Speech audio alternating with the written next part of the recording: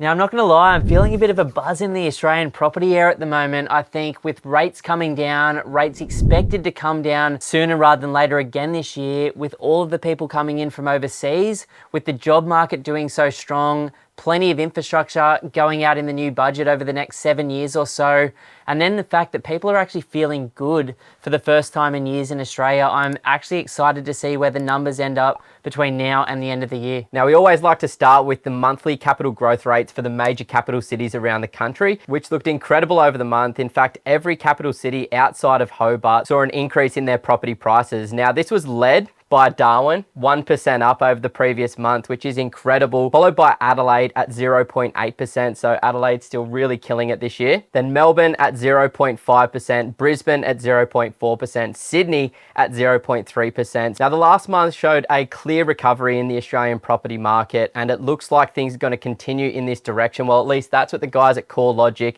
and SQM are saying, that we've seen a recovery from the high interest rate rising cycle, and now we're seeing those interest rates come down. It looks like property prices are going to continue to move in the green. Now, if you've been following our updates for a while now, you'd see a really dramatic change in the average annual capital growth rates, according to CoreLogic, across Australia's capital cities in the last 3 to 12 months. Now, what we've noticed as sentiments improved and the rates have started to come down, prices across Australia have also mellowed out. If we were looking at this data set sort of 3 to 6 months ago, we would have seen Brisbane, Adelaide and Perth all above 15%. And while these three markets have still been the standout performers in the last 12 months, the rates of growth in those cities has started to slow a little. Now, as an investor, if you'd bought in Brisbane, Perth or Adelaide in the last 12 months, you'd be absolutely stoked with somewhere between 8 to 11% growth. It's going to be really interesting to look at this chart versus how it looks 12 months from now, as we start to see the recovery in the likes of Darwin,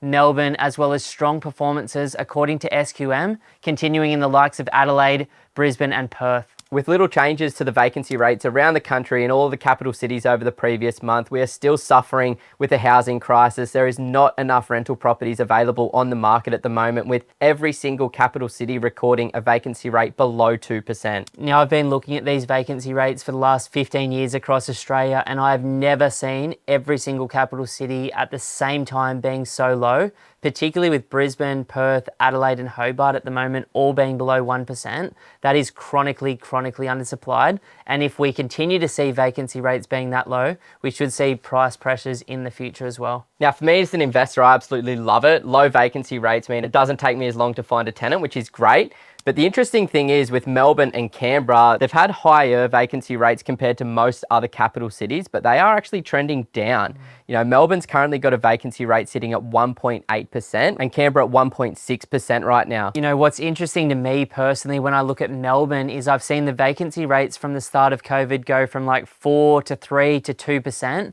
And although the city is currently sitting in the higher ones, there are many suburbs that have just gone below 1%, particularly in North Melbourne, Northwest and Southwest Melbourne.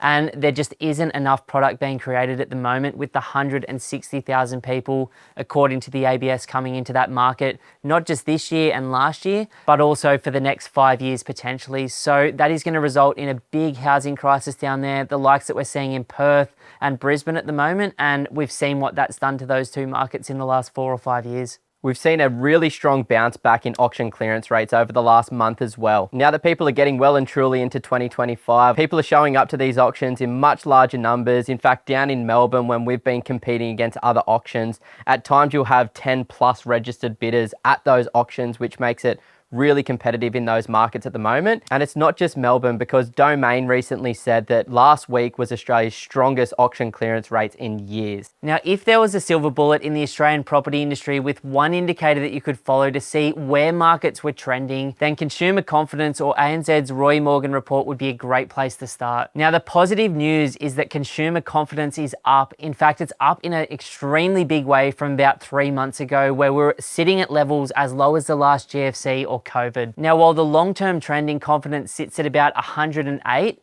In the last month, we've seen it go up to about 96%. So it's definitely on the trend up, and there's more and more people like yourself and myself looking into the market and thinking about buying in the next year or two. Now, when you look at the long-term trends of this particular report against house prices, as confidence increases, normally later down the track, we see prices increase, and as confidence goes down, we see prices decline as well. So the fact that it's up in the strongest position that we've seen in years is another positive leading indicator that the market's heading into a positive phase of the real estate cycle again. There was no change in the unemployment rate over the last month, still sitting at a really low level of just 4% unemployment, which is crazy to think that the longer term average between 1978 and 2024, the average unemployment rate has been 6.6%. So sitting well below the average, which is great for Aussie households, knowing that most people can go out there and get a great job. And what's even better than that is the fact that according to the ABS, that number is expected to sit flat for the rest of 2025, resulting in a really stable employment market for Australia at the moment. In terms of lending and who's borrowing the money in Australia at the moment, it's still a primarily mum and dad driven market at the moment, with over 63% of the loans written in the last quarter going to mums and dads, with 37 going to investors. Now, literally, as we record this video, we've just received the announcement that the RBA has held the cash rate at 4.1% right now. Now, most money markets and economists were predicting for the cash rate to remain stable at this meeting. However, the RBA has publicly noted that they are in an interest rate declining cycle now, and they do expect interest rates to drop by up to 1.25% throughout this cycle. So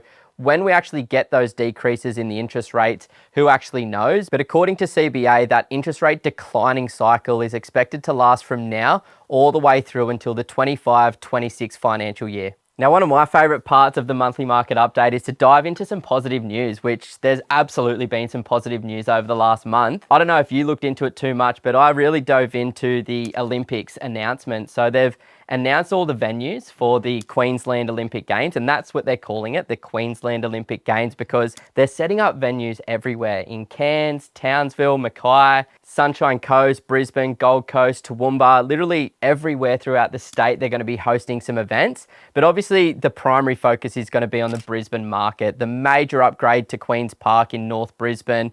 Lots of things going into Moreton Bay, Redland Bay, Logan, down on the Gold Coast and also up on the Sunshine Coast. So I love that they're spreading their wings and allowing the rising tide to lift all ships, as opposed to what they did in Sydney, where it was just that very confined Sydney Olympic Park.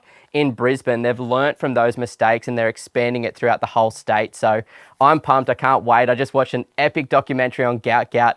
Cannot wait to watch him win gold at the 2032 Olympic Games. You know, what I'm super excited about as an investor is not just the population growth, the infrastructure, the job growth that's coming, but when I look back at the history of Sydney, so between 1997 and 2003, not only did rents almost double in value during that 7-year period, but house prices in Sydney went up 97%. Now, I'm not saying that that was a direct correlation between the Olympics and what happened in Sydney, because it was a great stage of the last cycle just before the last GFC, but it was a very, very positive thing, and we saw it have a positive effect in Tokyo, Barcelona, in London. We've also seen it had a very positive effect in the Gold Coast when they did the Com Games. Now, in terms of the gold nugget for this month, we were having a little bit of a look online. We're really starting to like the idea of Melbourne, with it being so undervalued based on its longer term historical averages right now.